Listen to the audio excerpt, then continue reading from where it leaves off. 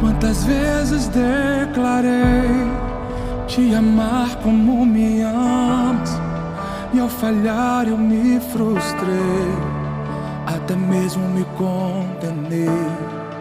Me lembrei daquela noite, quando Pedro te negou, e depois quis retornar ao lugar em que fracassou.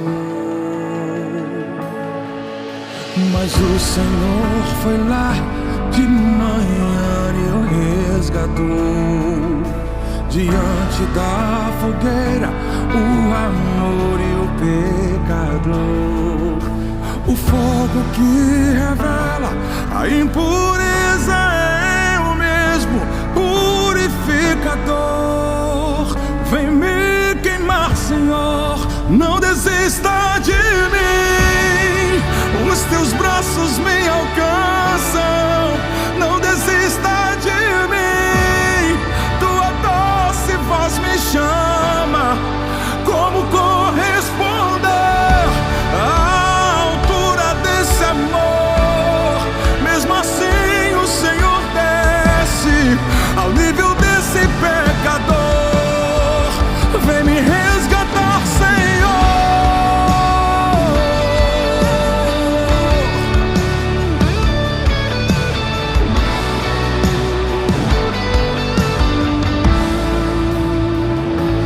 Mas o Senhor foi lá de manhã e o resgatou. Diante da fogueira, o amor e o pecador.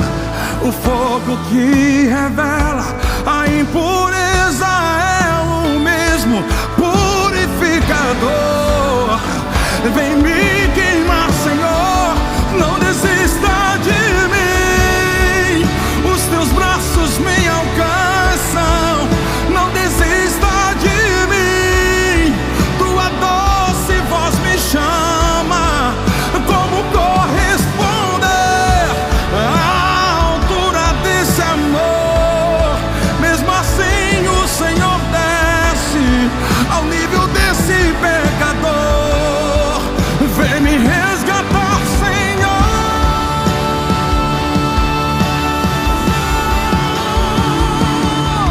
Por medo de sofrer, neguei te conhecer. Distante te segui, mas tive que ceder. Minhas fraquezas só denunciarão teu amor e o teu poder.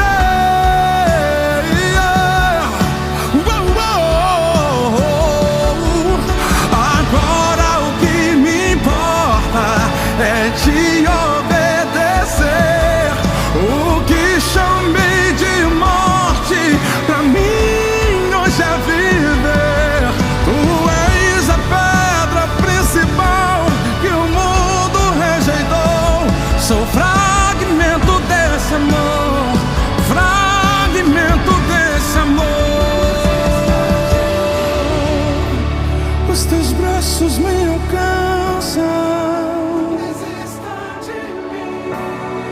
tua doce voz me chama.